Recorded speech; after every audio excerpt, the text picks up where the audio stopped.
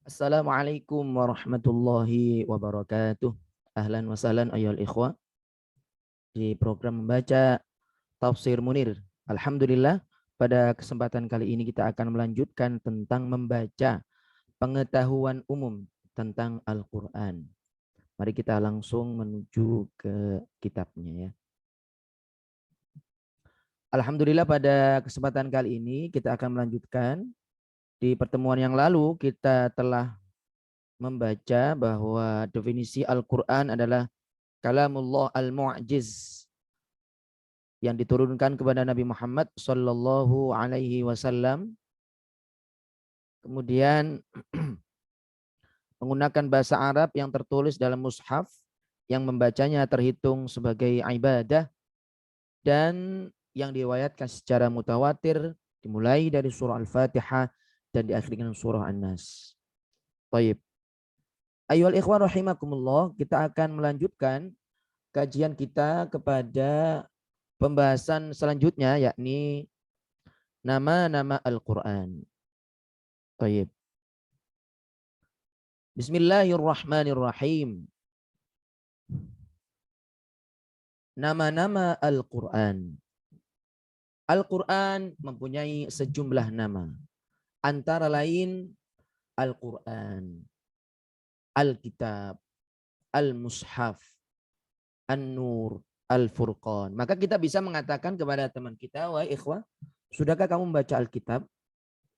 Alkitab, iya, Al-Quran. Sudah kamu membaca Al-Mushaf? Al-Mushaf. Sudah, khalas. Qara'tu ya akhi. An-Nur saya di mana? Mushaf saya di mana? Quran saya di mana? Misalnya begitu. Di mana lembaga yang mengajarkan Al-Furqan di kota ini? Misalnya begitu. Jadi ini adalah nama-nama untuk Al-Quran. Al-Quran dinamakan dengan kata Al-Quran karena Al-Quran adalah wahyu yang dibaca. Kemudian Abu Ubaidah berkata, dinamakan Al-Quran karena ia mengumpulkan dan menggabungkan surat-surat. Menurut pendapat Abu Ubaidah, beliau mengatakan bahwa penamaan Al-Quran karena Al-Quran ini mengumpulkan dan menggabungkan surah-surah. Berdasarkan firman Allah Subhanahu wa taala yang berbunyi, Inna alaina jam'ahu wa qur'anah.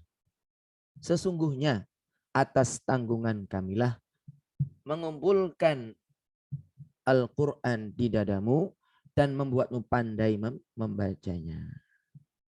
Inilah yang mendasari kenapa Al-Quran itu dinamakan dengan Al-Quran, karena mengumpulkan dan menggabungkan surah-surahnya.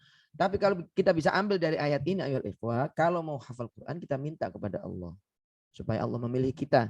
Ya Allah, pilihlah hamba, pilihlah kami ya Allah agar kami menjadi orang yang bisa menjaga Al-Quran di dada kami dan kami mampu untuk membacanya. Baik, berikutnya ya ikhwah.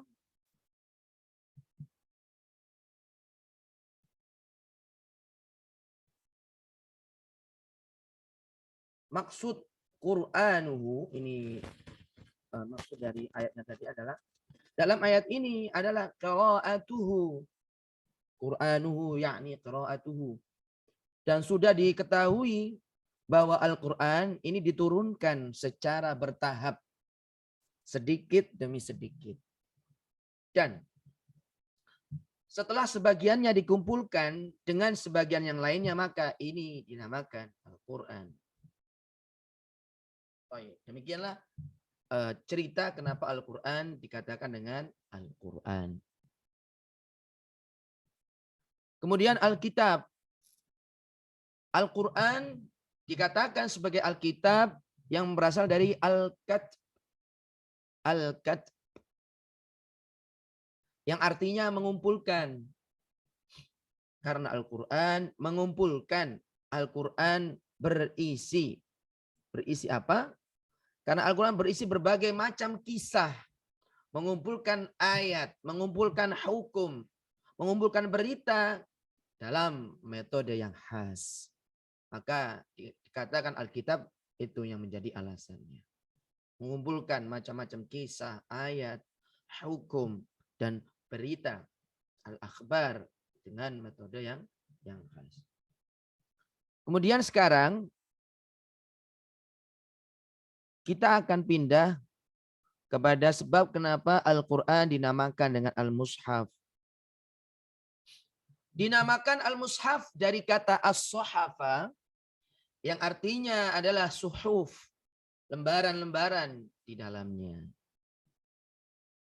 Dan suhuf adalah bentuk jamak dari kata as-sohifa, yaitu selembar kulit atau kertas yang ditulisi sesuatu. Konon, setelah mengumpulkan Al-Quran, Abu Bakar As-Siddiq bermusyawarah dengan orang-orang tentang namanya. Lalu beliau menamakannya dengan Al-Mushaf. Ada yang bilang bahwa Al-Mushaf ini yang menamakan adalah hasil musyawarah dari sahabat Abu Bakar As-Siddiq. Baik. Berikutnya dinamakan An-Nur. Kenapa dinamakan An-Nur? Yakni artinya adalah cahaya. Karena Al-Quran menyingkap berbagai hakikat dan menerangkan hal-hal yang samar, yang enggak jelas. Misal seperti hukum halal haram, tentang hal-hal gaib yang tidak dapat dipahami nalar.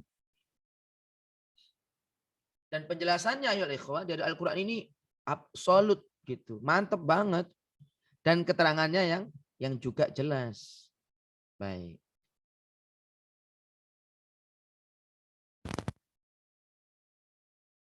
Baik. Kenapa ada penjelasan yang demikian? Karena ini berdasar dengan ayat Al-Quran yang berbunyi surah An-Nisa ayat ke-174. Baik, mari kita baca ayatnya ya. 174.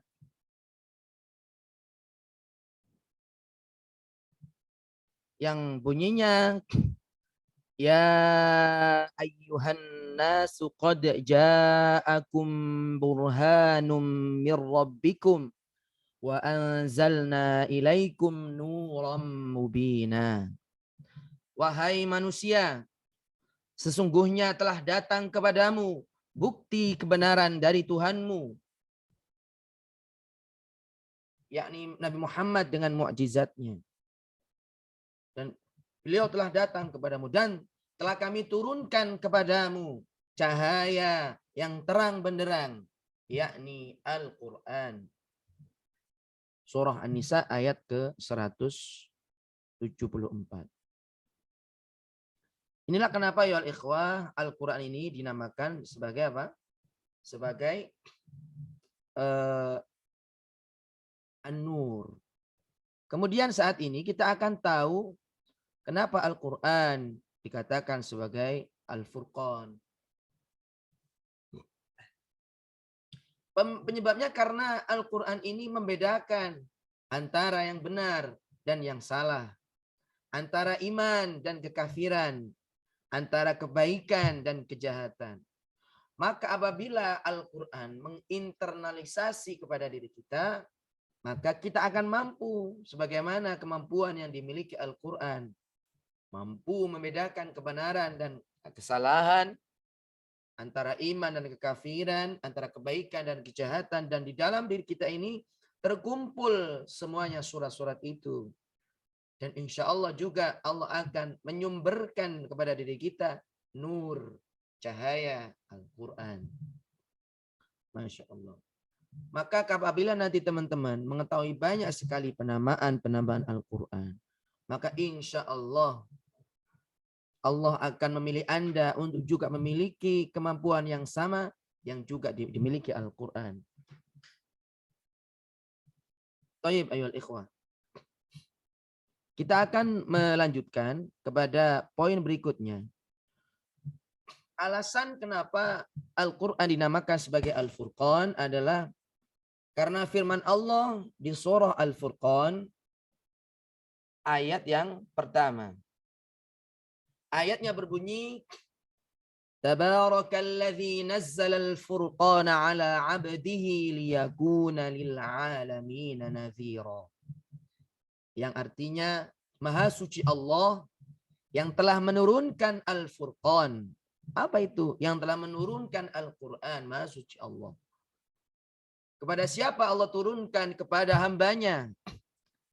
Agar hamba itu menjadi pemberi peringatan kepada seluruh alam. Masya Allah.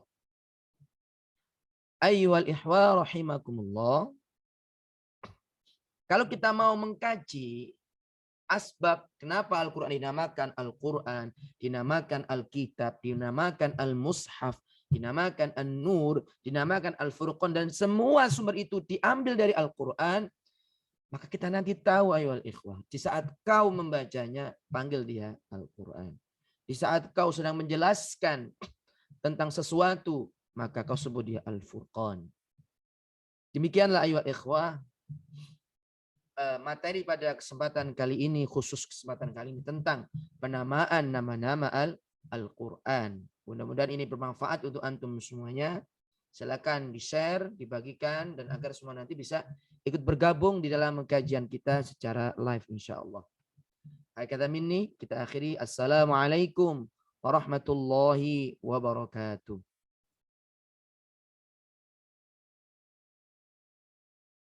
Insya Allah ketemu kembali di kesempatan yang lainnya.